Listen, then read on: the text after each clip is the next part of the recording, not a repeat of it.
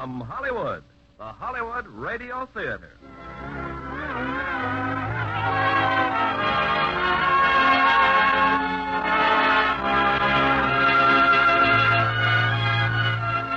Starring Cary Grant and Phyllis Thaxter in I Confess. Ladies and gentlemen, your producer, Mr. Irving Cummings.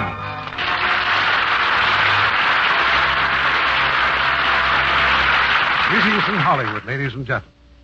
Tonight's play, I Confess, has one of the most unusual plots for sustained interest and suspense I have ever seen. And of course, when that master director, Alfred Hitchcock, adds his individual touch to the action, it's bound to be another screen hit for Warner Brothers. And for our stars, we have one of the finest actresses on the screen, Phyllis Thaxter, co-starring with Cary Grant, who will again prove his great versatility in a highly dramatic role. Now, I Confess, starring Cary Grant as Father Michael Logan and Phyllis Thaxter as Ruth.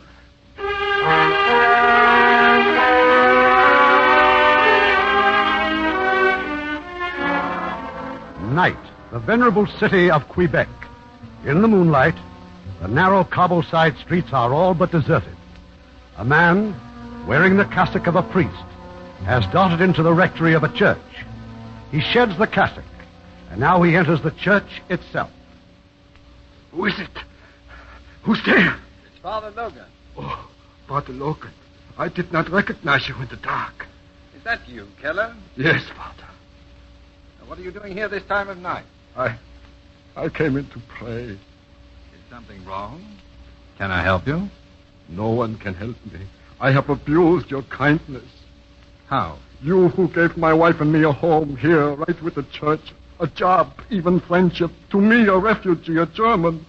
Now you will hate me. No, I don't hate anyone, Keller. Well, you will hate me. But it was for her, for my wife. She worked so hard, Father. It breaks my heart. Keller, what is it?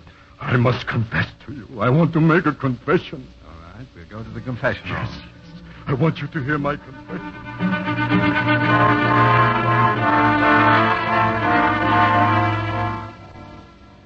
So, you've been to the house of Mr. Villette. Go on, Keller. Yes, Villette, the lawyer. I killed Mr. Villette. Keller! I went to steal his money. I wore a cassock. If anyone saw me, they would think I was a priest. I was looking for the money when Villette surprised me. I did not mean to kill him. You must believe me, Father. I did not mean to kill him.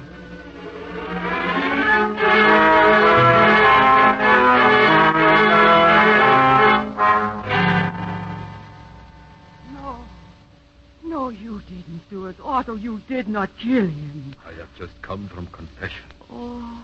Father Logan is my priest. You are my wife. It is right that you should also know. But why, Otto? Why? I am not a murderer. It was an accident. It was the money. How could I watch you work so hard? I lie awake night after night, and I think all we need is $2,000, Alma. With $2,000, we can start a new life. And Villette was rich. Otto. Oh, it's so dangerous. They will catch me. They will hang me. I cannot. Father Logan will go to them. He will tell them. He will tell them? No, he cannot tell them what he heard in confession. Police will come. Why, Alma? Why should they come? I have told them nothing, have I? Alma, no one knows. Father Logan knows. But he cannot tell them what he heard in the confessional. Can't you understand that? What are you going to do? Nothing at all. In the morning, you are going to the police. Tomorrow is Wednesday, Alma. Isn't that the day when I attend to Mr. Villette's garden? But he is dead. I always work in Mr. Villette's garden on Wednesdays. Tomorrow is Wednesday. Now go to bed. You need to rest. Rest, Alma.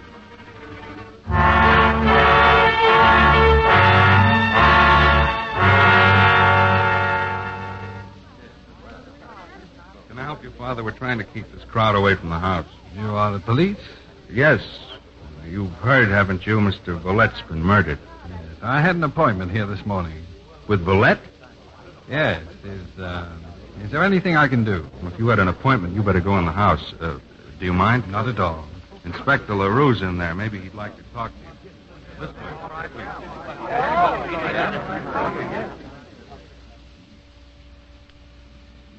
Father Michael Logan, huh? What church, Father? The Church of Saint Marie, Inspector. Well, how are Father Millet and Father Benoit? They're both very well, thank you. Good.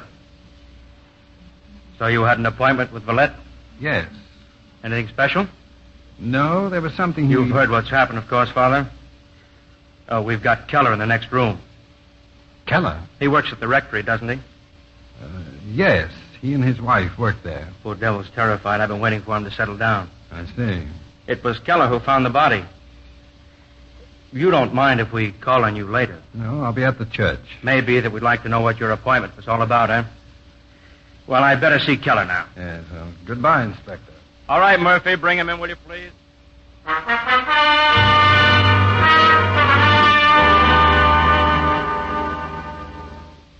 have told policemen. I have told them everything. There's no need to be frightened, Keller. Now, how did you find the body? This morning I arrived as usual at 8:30. I came inside. You have a key to this house? No, the door was open. It frightened me. An open door? Why? The door was always locked. I went in and there he was. I could see that he was dead. I wanted to run. Run? You do not understand. How can you? There I was, a man without a country, alone, discovering a murder.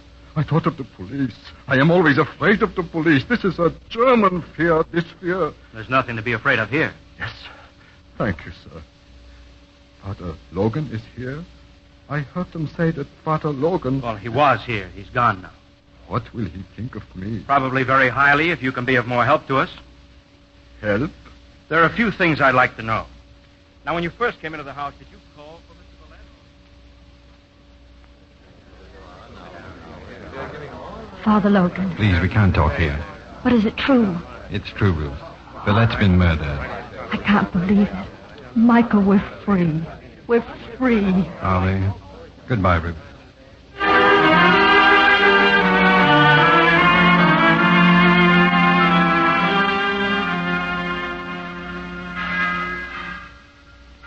Father Logan?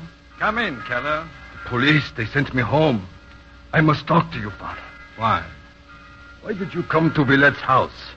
I know what you must think of me, but I can't give myself up. They would hang me. Has not God forgiven me, thanks to you? But the police never would. I don't know what you're talking about. I confess to you. It was my confession. You must tell me what to do. There's nothing I can add to what I've already said. You are so good, Father. It's easy for you to be good. Have you no pity for me? Otto? Alma? Father Benoit here. Will you please mend the tire on his bicycle? Yes, right away. The front tire, he left it at the back door. Please, Father. You'd better go now and fix the tire.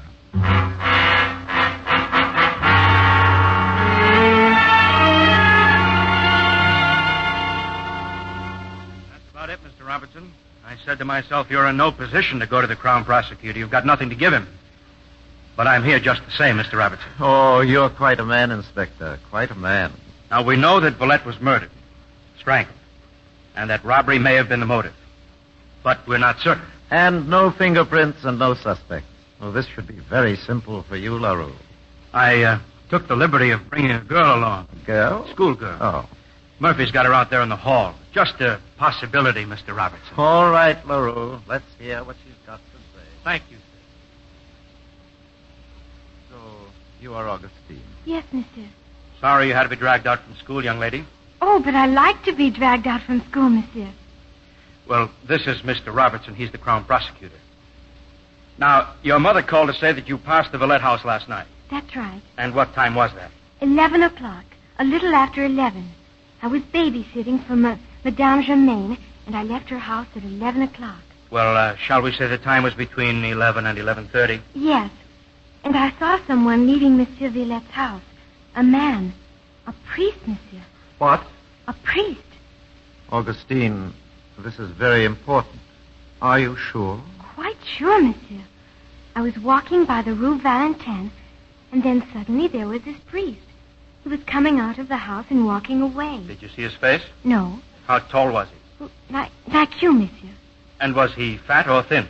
Not fat, but not thin either. Did you notice anything special about him? Anything at all? No. Did he see you, Augustine? I don't think so, monsieur. But you're absolutely sure he was a priest? Yes. Thank you. You may go now. Oh, I must ask you a favor. I don't want you to say anything to anyone about this. Promise? Oh, yes, monsieur.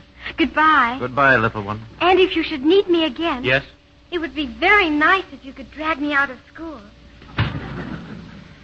You know what this means? We'll have to check every rectory in town, find out which priests were out late last night. It's ridiculous to think a priest would be involved.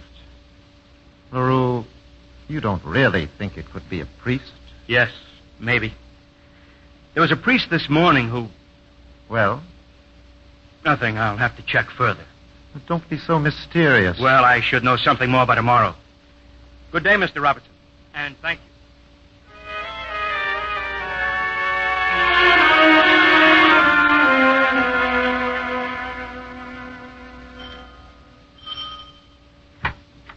Inspector. Evening, Keller. Father Logan. Do you suppose I could see him? Father Logan? Oh, sit down, please. I'll see if I can find him. Thank you. Who at the door? A man to see Father Logan. They drove away in the man's car. Alma, have you washed the cassock? Not yet. Where is it? Upstairs in our room. Do not wash it. I do not want it washed. But why? Listen to me. There is something you must never forget.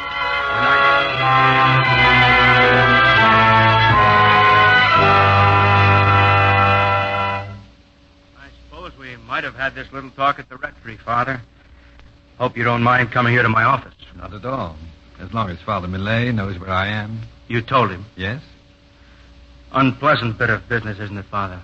If there's anything I can do. Well, just a few questions. Now, how long have you been at St. Marie's? Nearly 3 years. You know, I guess I've known Father Millet for 25 years. I was a choir boy when he was over at the Basilica. Yes, he told me tonight what a fine voice you have. He's just forgotten, that's all. I hear you were in the Army. Yes.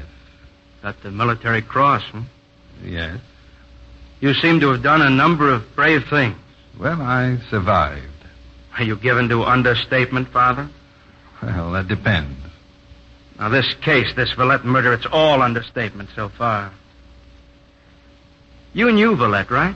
Yes, slightly. Well, then maybe you can help me. What was he like, Father? No, I didn't know him well. Well, did you know him socially or in a business sort of way? Actually, neither. I met him once many years ago. Cigarette? Thank you, no. It's a funny thing. No one seems to have known this Villette, really known him. Yet he was a lawyer, had clients. Not one of them has any information that means anything. May I ask what you were going to see him about yesterday morning? Well, that was a personal matter. Well, were you acting for someone, Father? One of your parishioners, perhaps? I can only tell you that my visit had nothing to do with Villette's death. Oh, of course it didn't. But you do understand, don't you, that I must consider every scrap of information? Yes. When a crime's been committed, each scrap of information is important to us. Of course. I know sometimes it seems like prying. It can be very embarrassing. Oh, I'm not embarrassed, Inspector. Good. Well, I've been wondering about that lady you met outside Villette's house. She was in that crowd out there. I just happened to glance out the window when I saw you talking to her. Inspector, the appointment I had with Villette could not be of any importance to you. Oh, but we're not discussing that at the moment, Father. You see, with a murder, one has to jump from one detail to another. Forgive me, I guess I jumped too abruptly for you. Well, perhaps I just don't follow as fast as you jump. I'm sorry. See, I have a methodical mind. I have to take things one by one. Well, about this lady you met out there on the sidewalk. I wish I could discuss it, but I can't. May I ask who she is? She isn't involved. Excuse me, Father, but that's something for me to decide. I know. But you'll have to take my word for it. She's not involved. Your word. I respect your word, but I need help. I'm not able to help. I see. I just don't want all this mystification to make things too awkward for you, Father. Awkward for me? A priest was seen leaving Villette's house at the time of the murder. I saw a priest outside Villette's house the next morning. Well, Father? Well? Too much mystification might lead one to believe that both priests were one and the same, mightn't it? What do you have to say? What would you want me to say? That's up to you. Well, then, I'd say that a man of intelligence would not be led to believe anything on so little evidence. You're perfectly right. We've checked on every priest in Quebec. Each can account for his movements at the time of the murder. That is, each, except one.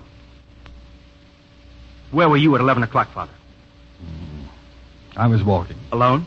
No? Good. Now, if you'll just give me the name and address of the person. I can't. Father, don't you want to help me? I've done my best. But you refuse to answer my question. I know, and I'm sorry, but it isn't possible for me to answer them.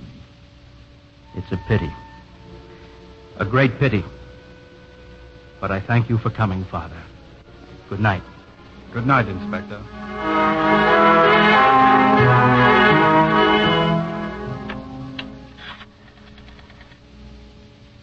This is LaRue. Get me Mr. Robertson. Yes, the Crown Prosecutor. Try his house. If he isn't home, find out where he is. I've got to talk to him.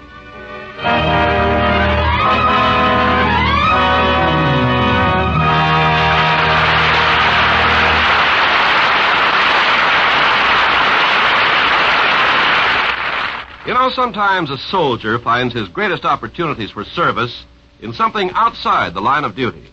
Such a man is Sergeant Werner Krenzer. He's been in the Army for 8 years. He's known frontline warfare in the Pacific and occupation duty in Japan. As a veteran soldier, he's used to destruction. But he saw destruction through the eyes of a child when he was assigned to the United Nations Civil Assistance Command. This is a unit which provides aid for homeless Korean civilians. Sergeant Krenzer's heart went out to the hungry, sick, frightened children that he found everywhere. And then he got an idea. More than food and shelter, he realized these children needed love. And there were thousands of homeless women refugees wandering around, looking for their children, their families.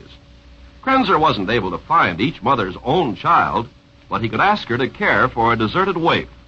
And so, these childless mothers took the motherless children and cared for them. And the women were given hope that their own children might find the same kind of refuge.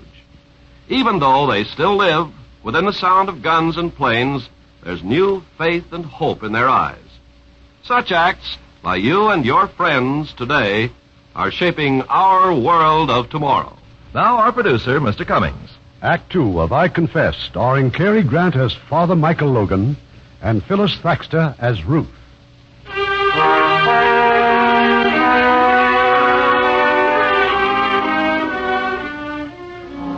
It's a few moments later. Mr. Robertson, the Crown Prosecutor, is not at home. But Inspector LaRue has found him. He's been a guest tonight in the home of some old friends, Pierre Granfort and his wife, Ruth. Sorry, Ruth. Looks like I've got to say goodnight.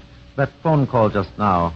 It's about that Villette murder. Don't look so unhappy, Willie. Well, there's a very unpleasant angle. A priest is under suspicion. What nonsense. Well, he was seen leaving Villette's house. Which priest? Do they know his name? Inspector LaRue thinks it's a Father Logan from St. Marie's. Well, I hate to leave. Thanks for a lovely dinner. Good night, Willie. Oh, no, don't come to the door. See you soon, Pierre. Stop worrying. It's ridiculous. Why on earth would Father Logan... Shut up. Oh, please, shut up. I'm sorry. You're still in love with him. Am I? You never spoke about it. And I'm not going to speak about it now. But you are going to speak about it. I'm not going on like this. Do whatever you wish. It's very simple, isn't it?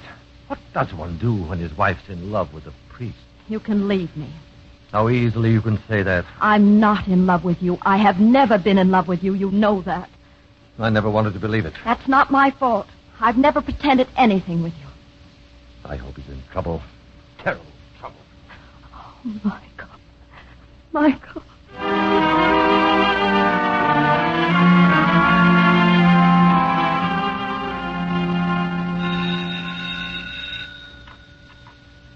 Hello? Saint-Marie's Rectory? I want to speak to Father Logan, please. Father Logan? Oh, but he is asleep. I'm not asleep, Mrs. Keller. Oh, it is very late. I'll take it. Thank you. Good night, Father. Hello? Michael, I've got to see you. Ruth, please. That's impossible. I've got to see you tomorrow morning. I've got to meet you somewhere. Michael, aren't you listening? I hear you. I'm going to Levis tomorrow morning. The ferry, Michael. The 9 o'clock ferry. All right. Good night.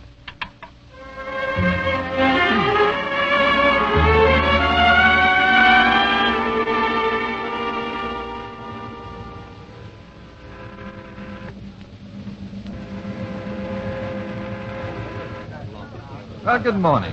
Good morning, Father Logan. Walk over here. We shouldn't be seen together for your sake. I had to see you. Ruth, the police have been questioning me. They saw the two of us talking outside of Villette's house. They're trying to find out who you are. I don't care. I've got to tell you, you're being suspected. I know that. The only thing is for me to tell them that you were with me that night. You can't. They want to know why. I'll tell them everything if I have to. You've got to think of yourself. You've got to think of your husband. Think of him before I think of you. I've never been able to do that. You must. It's too late to think of him. I'm not that good. I love you. I've always been in love with you. I know it's wrong, but I can't help it. Do you want me to lie to you? I don't want you to lie to yourself. I haven't changed, Michael. I've been married 7 years, and I haven't changed. But I've changed. And you must understand. I'm a priest. I chose to be what I am. I believe in what I am. Michael. I want you to see things as they are and not go on hurting yourself. Don't pity me. Our meeting like this is wrong. It's all wrong. It won't happen again. I won't bother you again. Goodbye. Ruth.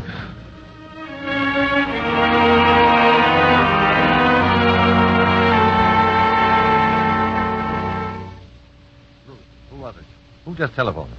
Willie Robertson. He wants me to come to his office now. Why? I was seen on the ferry this morning with Michael Logan. Apparently I was being followed by a detective. Would you like to tell me what you're going to do? Answer whatever questions they ask me. I'm going to tell them why Michael could not have killed Villette. Oh. Has Father Logan cleared himself to your satisfaction? He didn't have to. I was with him at the time. Would you like me to go with you? I'm in no position to ask favors, am I? Get ready. I'll get the car. Thank you.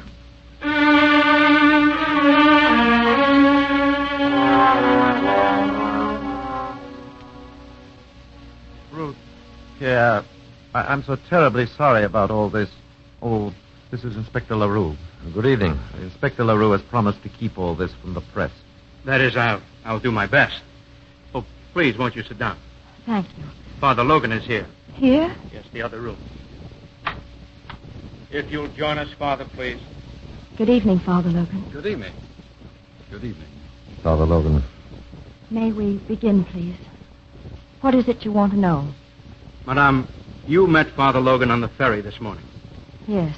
May I ask the reason for this meeting? I don't think the reason could help you, Inspector. You also met Father Logan on the morning following Villette's murder in front of the house. Yes. And the reason for this meeting?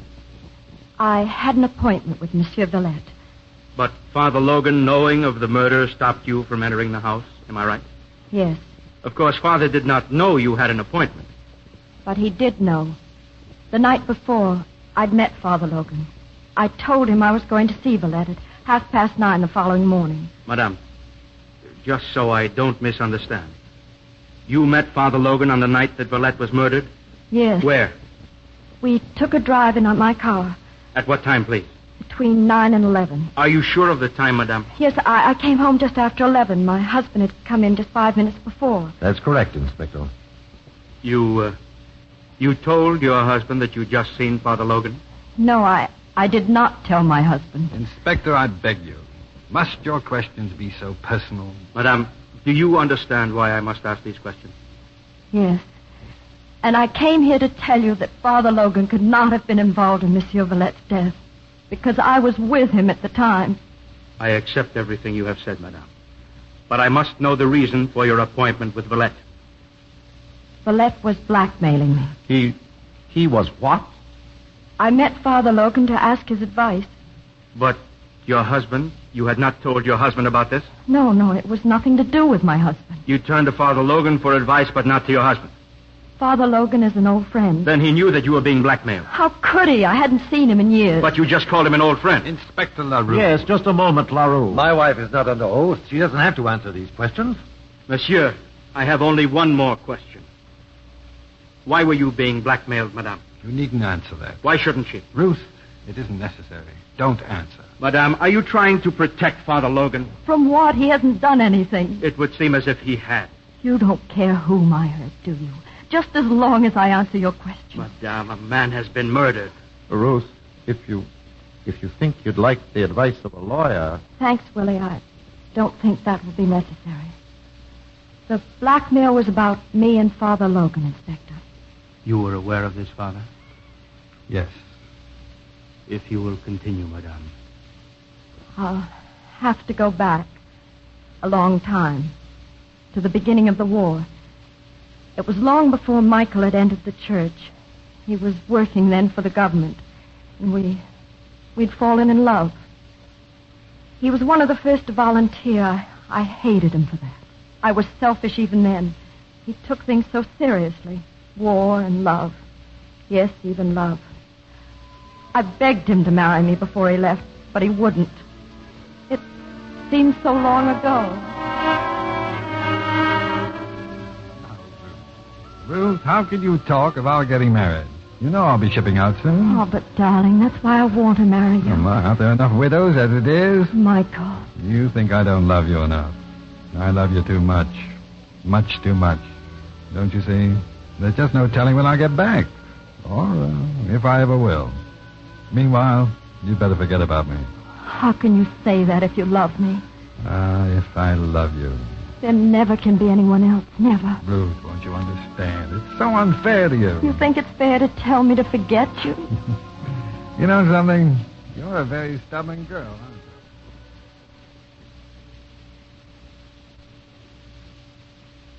you? His letters were long at first, but after a while there were no letters at all. Nothing, not a word, for over a year. Meanwhile, I'd started working for my future husband. Pierre was...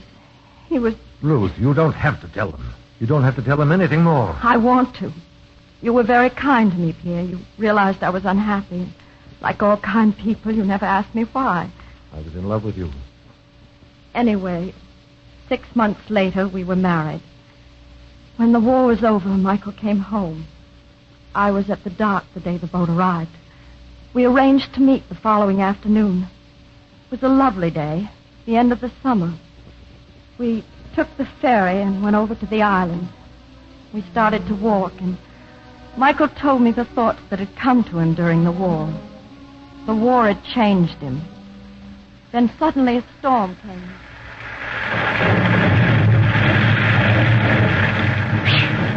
Well, this won't do at all, will it? You don't even have a jacket. Oh, what's a little rain? Come on, let's run for it. There must be some place we can go. Where are we, anyway? Oh, I don't know. It was a beautiful meadow a minute ago. Oh, you're getting soaked. Oh, look, there's a house across the field. Maybe they'll let us stay there.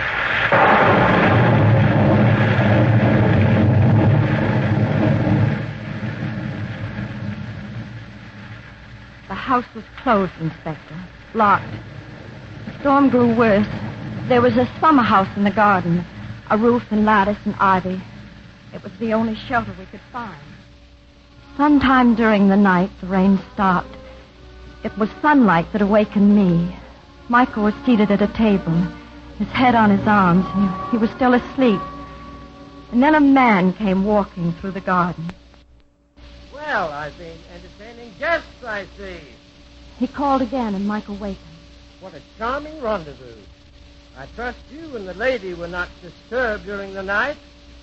But what a compromising situation, monsieur. Michael, no, don't. He only defends your honor, madame. Get out. Get out. From my own garden. That doesn't give you the right to insult Madame Granfort? Oh, yes, I know, madame. Ruth? That is, I know of her husband, a distinguished member of Parliament. I've seen you quite often, madame. Waiting for him in your car. Oh, how exciting it must be to be young. Young and... This man, Villette? Villette. What could I say to Michael? I hadn't told him I was married. Father? Let her continue. I didn't see Michael again for 5 years. Nor Villette either. Not till the day that Michael was ordained a priest. Villette attended the ceremony. And after that, I started to run into him all the time. One day as I left the house, he was waiting for me on the side. And those are the facts, Madame, the ground floor. If I don't act quickly, there'll be a terrible tax scandal. Only your husband can help me. Oh, go to my husband. There's nothing I can do. But your husband is so righteous, Madame. You could persuade him to use his influence, couldn't you? You can't be serious. Madame, must I tell your husband about you and Father Logan? Must I? There's nothing you can tell him. We did nothing wrong. Think it over. I'll give you 24 hours.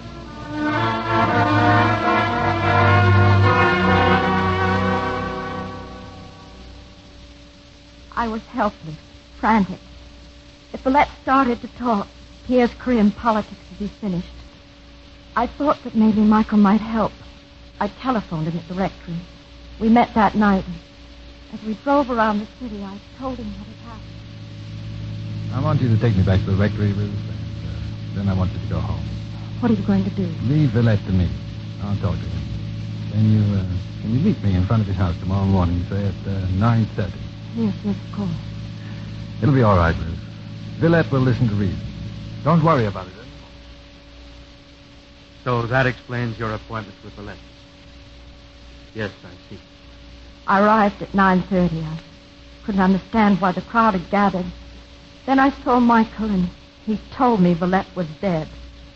I couldn't believe it. I was free. The rest you know. Some of it, anyway.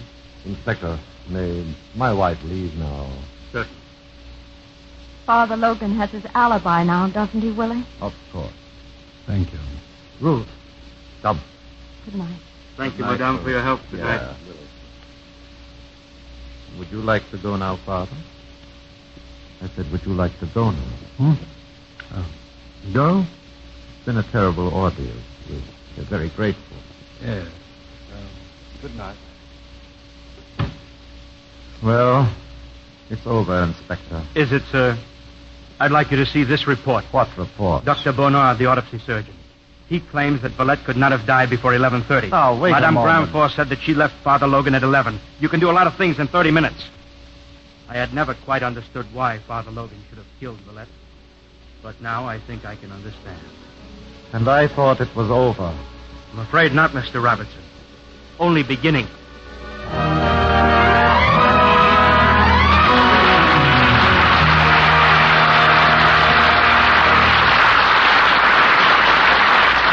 We'll continue with Act 3 of I Confess in just a few moments.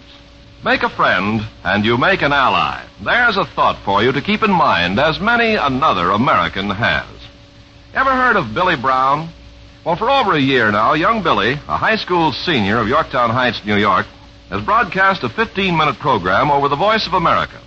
Every Friday, in answer to some letter from a pen pal, he talks about such varied subjects as sports, stamps, religious freedom, and American jazz.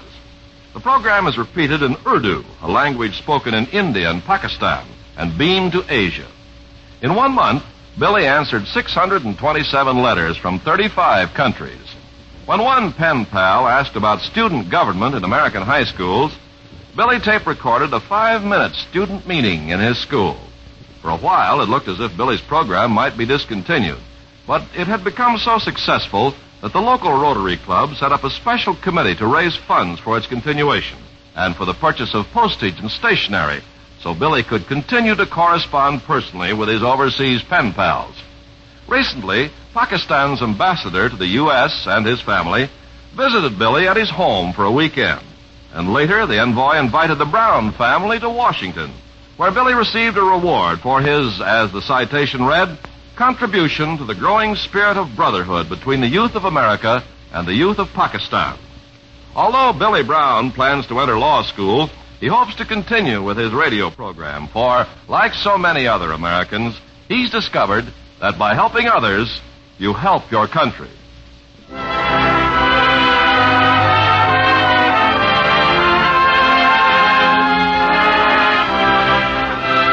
We pause now for station identification.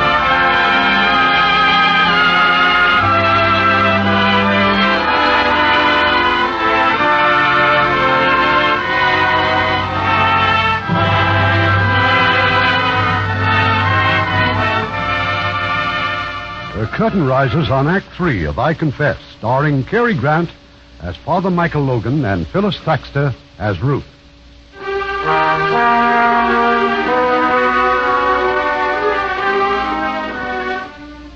It's very early the following morning, but already the phone has rung in the Granfor home. An urgent call from Mr. Robertson, the prosecutor. And now Ruth has rushed to the church of Sainte Marie. But I can't talk to you now, Ruth. There are people waiting at the confessional. Mr. Robertson phoned. They're going to arrest you. Oh, Michael, what can we do? I don't know. You're not going to let them bring you to trial. Don't you know what that would mean? I've done this to you. I've done it all. No, you mustn't say that. They're going to call me as a witness, and all because of what I told them last night. They claim I've given them the motive they've been waiting for. Ruth, please. I must go now. I should have lied, but I told the truth. And now they'll twist everything I've said. They'll turn it. They'll use it. I wanted to help you. To help you. Well, it doesn't matter. There's nothing either of us can do.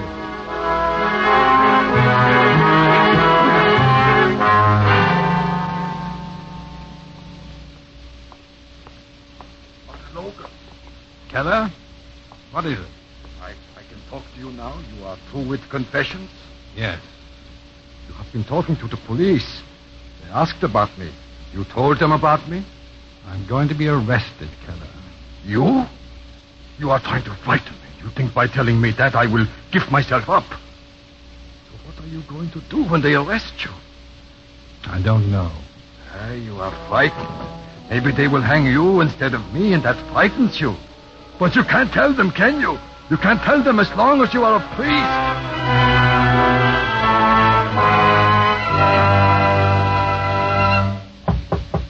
Come in. Father Logan. You've been looking for me, Inspector LaRue? Yes, Father. Yes, indeed. We've been looking for you. For about 3 hours, we've been looking for you. Every policeman in Quebec. I've been walking. I've been trying to think. You can call it off, Murphy. He just walked in. You had lunch yet, Father? No. Well, let me order something for you. Oh, you're under arrest. Yes, I know. Priest arrested for murder. Father Logan charged with Valette murder. Robertson plans speedy trial of accused priest.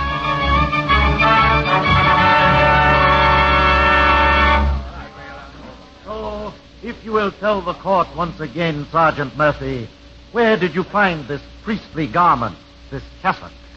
The rectory, sir. Father Logan's room. I found it hidden in his trunk. Hidden? Objection, my lord. On what grounds can the witness claim the article was hidden? Sustained. Sorry, my lord. The Crown is content to establish only the fact that the cassock was in the accused's trunk. Now then, Sergeant, what did the police do with this cassock? We sent it to Dr. Bernard, pathologist at Laval University. I have his signed report here, sir. It's Dr. Bernard's opinion that the cassock was stained with human blood. Whose blood? The report says that the blood type is identical to that of the murdered man, Valette. Thank you. If it please the court, the Crown would like to recall the witness whom we heard yesterday, but very briefly. Will Otto Keller take the stand? Now then, Mr. Keller, you told us yesterday that you spoke with Father Logan on the night of the murder at approximately 11:45 o'clock. Yes, sir. Under what circumstances? My wife was asleep, sir. I was just about to go to bed, so I opened the window. I saw someone entering the church. Who? I could not tell at that distance, sir, so I went downstairs and walked out of the rectory and across to the church. I saw someone kneeling against the altar rail. As he lifted his head, I saw it was Father Logan, sir. Was there anything about his manner that seemed out of the ordinary?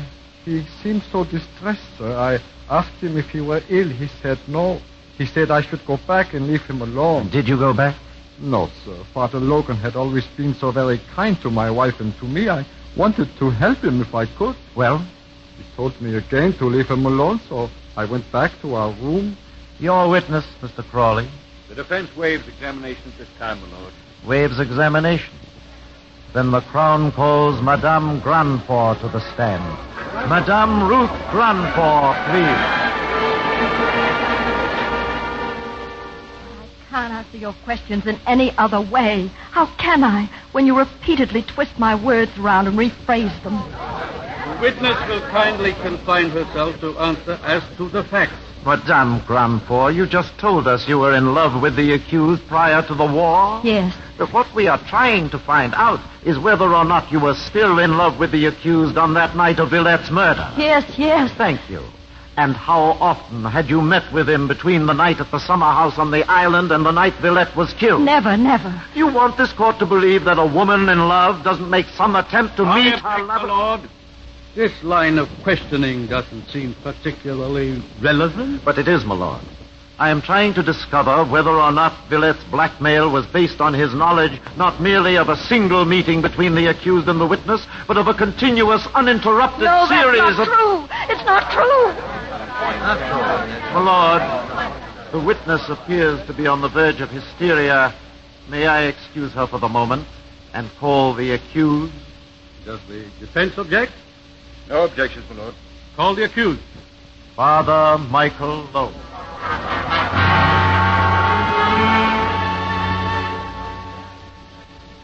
Suppose we begin with the cassock, Father Logan. This is your cassock. No, sir. It is not mine. Then perhaps you borrowed it from someone? No. Yet it was found in your trunk. Someone must have put it there? Yes. Can you help us by suggesting who? I can't say. Father Logan, when did you decide to become a priest? After the war. In becoming a priest, were you perhaps trying to hide from something? I've never thought of the priesthood as offering a hiding place. It involved certain responsibilities, certain morality. Yes. And yet you saw nothing wrong in having a clandestine meeting with a woman. Are you trying to imply that I was a priest at that time? I was not a priest. Did you consider that this woman was married? I wasn't aware that she was. And so you spent the whole day with her?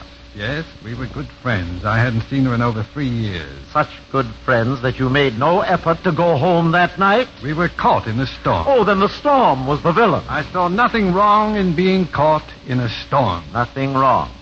Then why, on the following morning, did you hit Villette with your fist?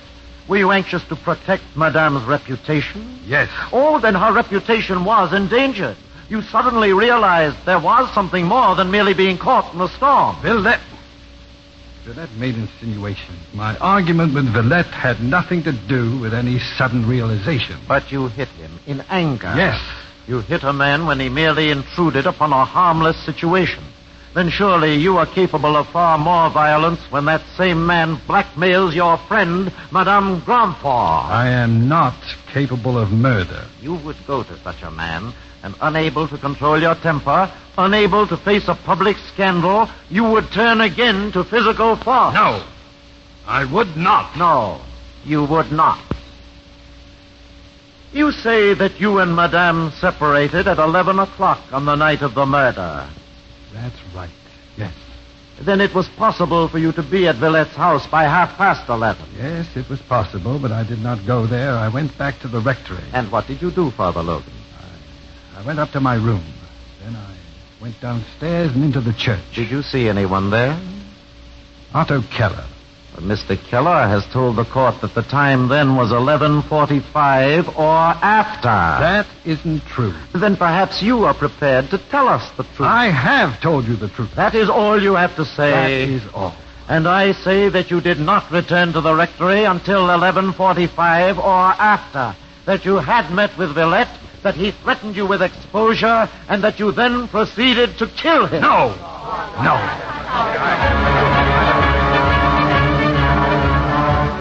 Prosecution rests case. Defense blast circumstantial evidence. Judge charges jury. Church withholds all comment. Verdict awaited. Priest to hang if guilty. Silence! Everybody stand. Gentlemen of the jury, are you agreed on your verdict? We are. Is Michael Logan guilty of murder or not guilty? While we attach grave suspicions to the accused, we cannot find sufficient evidence to prove that he actually killed Monsieur Villette. Our verdict is not guilty. Silence! Michael Logan, while I have no doubt as judge of this trial, that the jury reach their conclusions in utmost regard for justice, I must express my personal disagreement with their verdict. Michael Logan, you are hereby discharged, and this court is adjourned.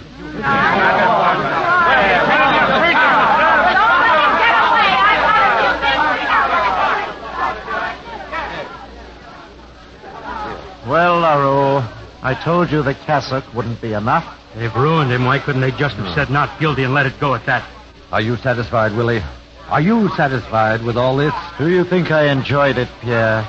Someday, perhaps, you and Ruth may forgive me. Ruth? Yeah, look. Here out the window. What are they doing to him? People are angry, Madame. If he were anyone else but a priest. They're throwing things at him. They're hurting him. The police will handle it. There, you see? I can't even help him now. And after all I've done to him. LaRue, look. Isn't that Mrs. Keller out there? What's she doing? Yes. She's shouting something. She's pointing to her husband and shouting, "I better get down there." Those were shots. Mrs. Keller. Someone shot Mrs. Keller.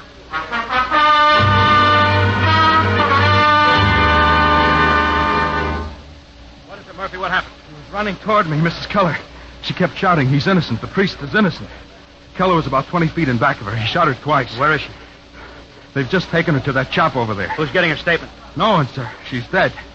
Keller? He won't get far. We're after him now. He ran into the hotel down there. I don't want him shot. Well, he's still got the gun, sir. I don't want him dead. I want to talk to him. Yes, sir. Oh, where's Father Logan? He went in the shop where Mrs. Keller is.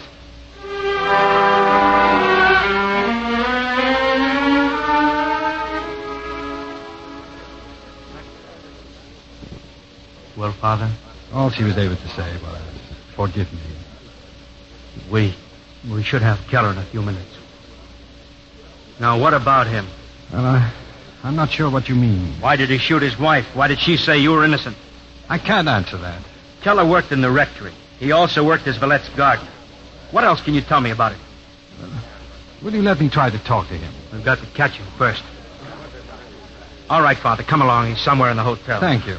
What are you trying to do, Father? Protect him? I think we better go to the hotel.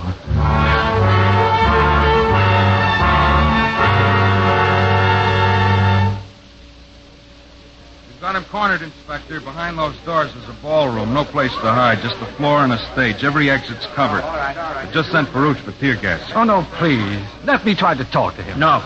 Murphy, open the doors. Now, the rest of you stand back. Ready? Go ahead. Keller? What do you want? I want you to give yourself up. Why would I do that? You shot your wife. Isn't that enough? And what about Villette? Villette?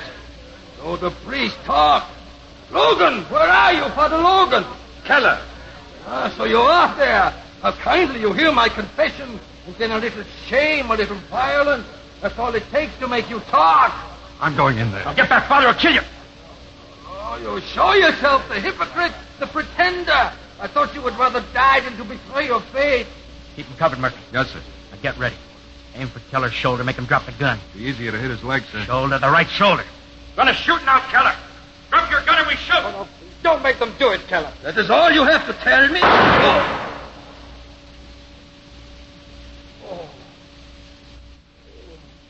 Drop your gun, Otto. There's been enough bloodshed. You must not come closer, Father. I'll shoot you, you know. You won't shoot me, Otto. Why will I not shoot you? Because you call me Otto in such a friendly way, like Alma used to call me Otto. Where is my Alma? She's dead. No, You killed her. it is your fault. Oh, I loved her. It made me cry to see her work so hard. Her poor hands. Her poor, beautiful hands. She can't be dead. She is. And I am as alone as you are. Oh, no. I'm not alone. Yes, you are. To kill you now would be a favor to you. You have no friends. What has happened to your friends, huh, Father? They mob you. They spit at you. It would be better if you were as guilty as I. Then they would shoot you quickly. Look. 3 bullets. For you, Father. For you.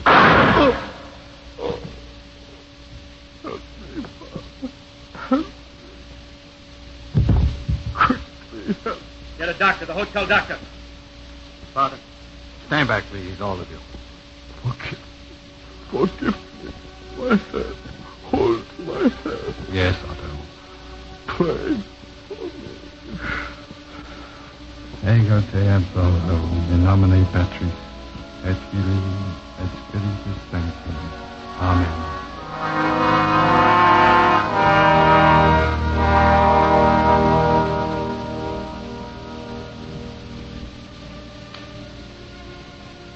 Michael. It's all over. Yes.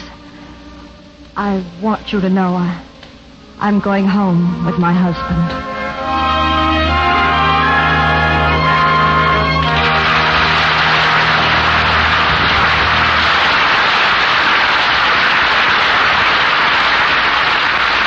In a moment, our stars will return.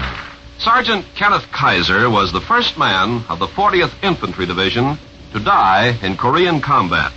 And his memory is perpetuated today in the Kenneth Kaiser High School, the first coeducational high school in all Korea. It's a tribute, too, to the men of the 40th who wanted a living memorial to one of their heroes. The buddies of Sergeant Kaiser raised the $16,000 that went into its construction. They planned the building, and they provided much of the labor. 285 boys and girls there proudly wear the tiny enameled metal pins that are replicas of the insignia of the 40th Division. It's a dynamic, continuing memorial that has promise of making its influence felt for generations to come. Such acts by you and your friends today are shaping our world of tomorrow. Now, Mr. Cummings with our stars. And we call them forward for a curtain call. Cary Grant and Phyllis Thaxter.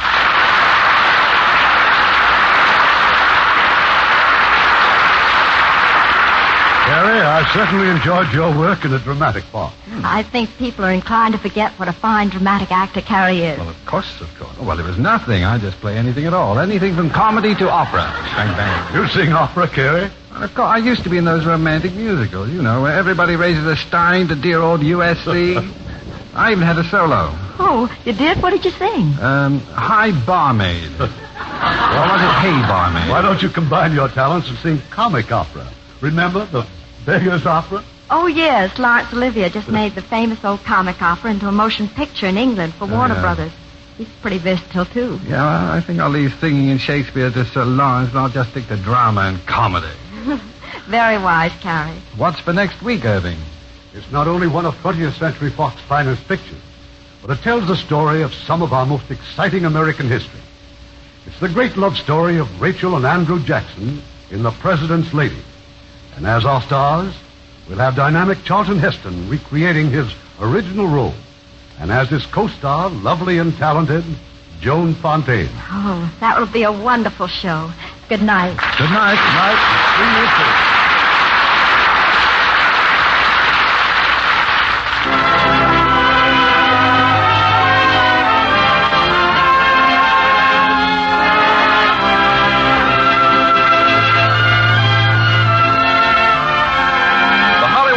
Theater is produced by Mr. Irving Cummings. Our orchestra is under the direction of Rudy Schrager. This is Ken Carpenter inviting you to join us next week at this same time for another presentation of the Hollywood Radio Theater. Hollywood Radio Theater is a presentation of the United States Armed Forces Radio and Television Service.